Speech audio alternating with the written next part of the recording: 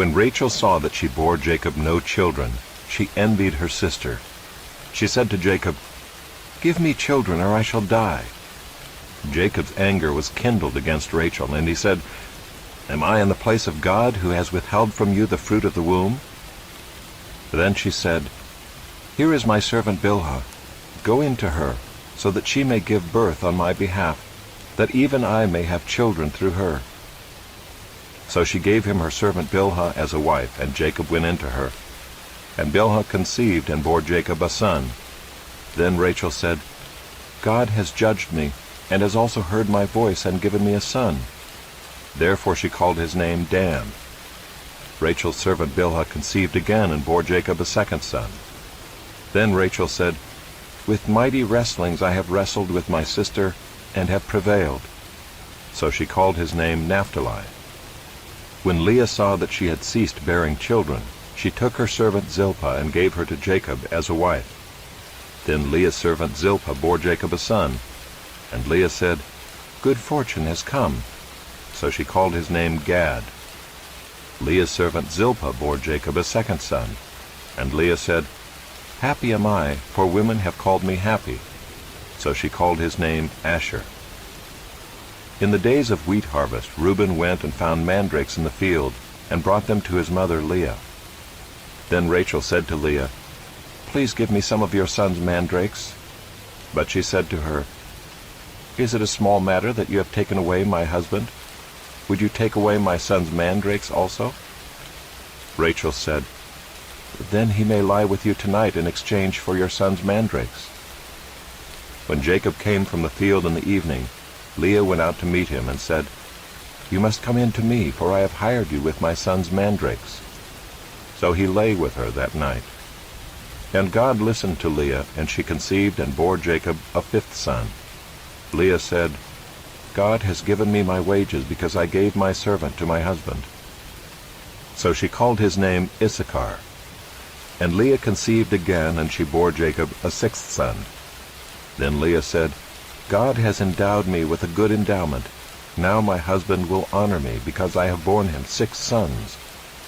So she called his name Zebulun. Afterward she bore a daughter, and called her name Dinah. Then God remembered Rachel, and God listened to her, and opened her womb. She conceived and bore a son, and said, "God has taken away my reproach." And she called his name Joseph, saying, "May the Lord add to me another son." As soon as Rachel had borne Joseph, Jacob said to Laban, "Send me away, that I may go to my own home and country. Give me my wives and my children, for whom I have served you, that I may go, for you know the service that I have given you." But Laban said to him, "If I have found favor in your sight, I have learned by divination that the Lord has blessed me because of you. Name your wages, and I will give it." Jacob said to him, "You yourself know how I have served you, and how your livestock has fared with me. For you had little before I came, and it has increased abundantly, and the Lord has blessed you wherever I turned. But now when shall I provide for my own household also?" He said, "What shall I give you?" Jacob said, "You shall not give me anything. If you will do this for me, I will again pasture your flock and keep it. Let me pass through all your flock today, removing from it every speckled and spotted sheep, and every black lamb, and the spotted and speckled among the goats, and they shall be my wages. So my honesty will answer for me later, when you come to look into my wages with you. Every one that is not speckled and spotted among the goats, and black among the lambs, if found with me, shall be counted stolen." Laban said, "Good, let it be as you have said." But that day Laban removed the male goats that were striped and spotted, and all the female goats that were speckled and spotted, every one that had white on it, and every lamb that was black, and put them in the charge of his sons. And he set a distance of 3 days' journey between himself and Jacob pastured the rest of Laban's flock. Then Jacob took fresh sticks of poplar and almond and plane trees, and peeled white streaks in them, exposing the white of the sticks. He set the sticks that he had peeled in front of the flocks in the troughs, that is, the watering places, where the flocks came to drink. And since they bred when they came to drink, the flocks bred in front of the sticks, and so the flocks brought forth striped, speckled, and spotted. And Jacob separated the lambs and set the faces of the flocks toward the striped and all the black in the flock of Laban. He put his own droves apart and did not put them with Laban's flock. Whenever the stronger of the flock were breeding, Jacob would lay the sticks in the troughs before the eyes of the flock, that they might breed among the sticks. But for the feebler of the flock, he would not lay them there. So the feebler would be Laban's, and the stronger Jacob's. Thus the man increased greatly and had large flocks, female servants and male servants, and camels and donkeys. Now Jacob heard that the sons of Laban were saying, "Jacob has taken all that was our father's, and from what was our father's he has gained all this wealth." And Jacob saw that Laban did not regard him with favor as before. Then the Lord said to Jacob, "Return to the land of your fathers and to your kindred, and I will be with you." So Jacob sent and called Rachel and Leah into the field where his flock was, and said to them, "I see that your father does not regard me with favor as he did before, but the God of my father has been with me. You know that I have served your father with all my strength, yet your father has cheated me and changed my wages 10 times. But God did not permit him to harm me. If he said, 'The spotted shall be your wages,' then all the flock bore spotted. And if he said, 'The striped shall be your wages,' then all the flock bore striped.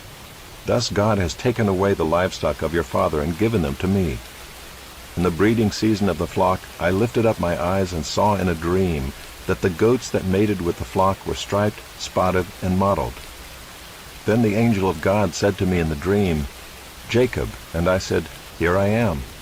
And he said, 'Lift up your eyes and see, all the goats that mate with the flock are striped, spotted, and mottled. For I have seen all that Laban is doing to you. I am the God of Bethel, where you anointed a pillar and made a vow to me. Now arise, go out from this land, and return to the land of your kindred.'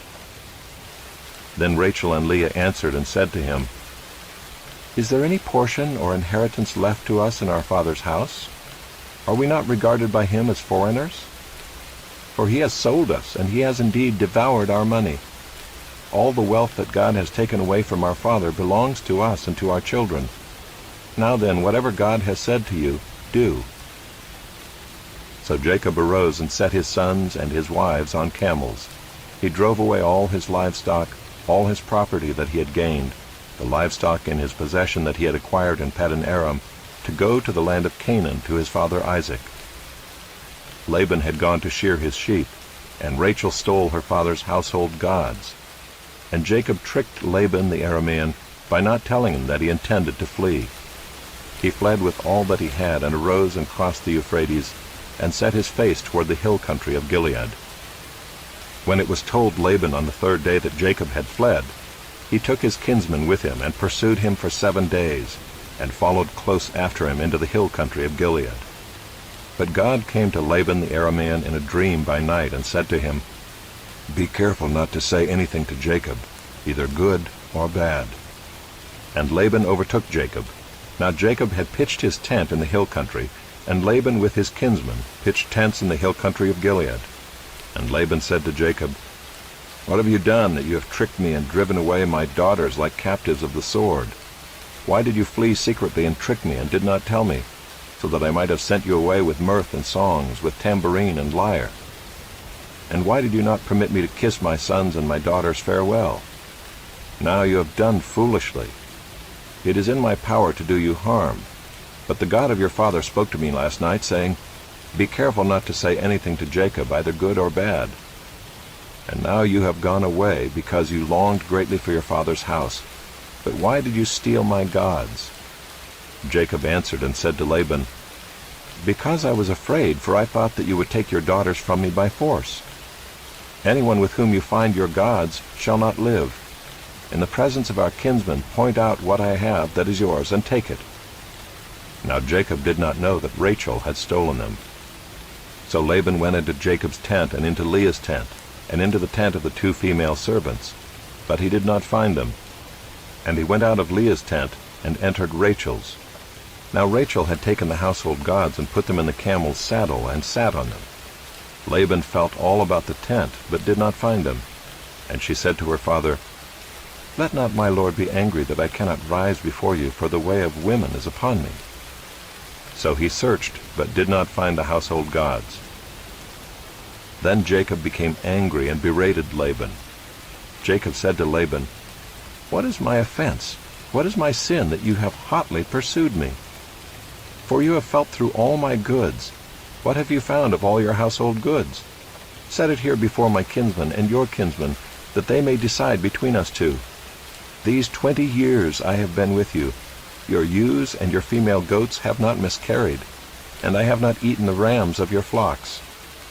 What was torn by wild beasts I did not bring to you. I bore the loss of it myself. From my hand you required it, whether stolen by day or stolen by night. There I was. By day the heat consumed me, and the cold by night, and my sleep fled from my eyes. These 20 years I have been in your house. I served you 14 years for your 2 daughters, and 6 years for your flock, and you have changed my wages 10 times. If the God of my father, the God of Abraham, and the fear of Isaac, had not been on my side, surely now you would have sent me away empty-handed. God saw my affliction and the labor of my hands, and rebuked you last night." Then Laban answered and said to Jacob, "The daughters are my daughters, the children are my children, the flocks are my flocks, and all that you see is mine. But what can I do this day for these my daughters, or for their children whom they have borne? Come now, let us make a covenant, you and I, and let it be a witness between you and me." So Jacob took a stone and set it up as a pillar. And Jacob said to his kinsmen, "Gather stones." And they took stones and made a heap, and they ate there by the heap. Laban called it Jegar-sahadutha, but Jacob called it Gilead. Laban said, "This heap is a witness between you and me today." Therefore he named it Gilead and Mizpah, for he said, "The Lord watch between you and me, when we are out of one another's sight. If you oppress my daughters, or if you take wives besides my daughters, although no one is with us, see, God is witness between you and me." Then Laban said to Jacob, "See this heap and the pillar which I have set between you and me. This heap is a witness, and the pillar is a witness, that I will not pass over this heap to you, and you will not pass over this heap and this pillar to me, to do harm. The God of Abraham and the God of Nahor, the God of their father, judge between us." So Jacob swore by the fear of his father Isaac, and Jacob offered a sacrifice in the hill country, and called his kinsmen to eat bread. They ate bread and spent the night in the hill country. Early in the morning Laban arose and kissed his grandchildren and his daughters, and blessed them. Then Laban departed and returned home.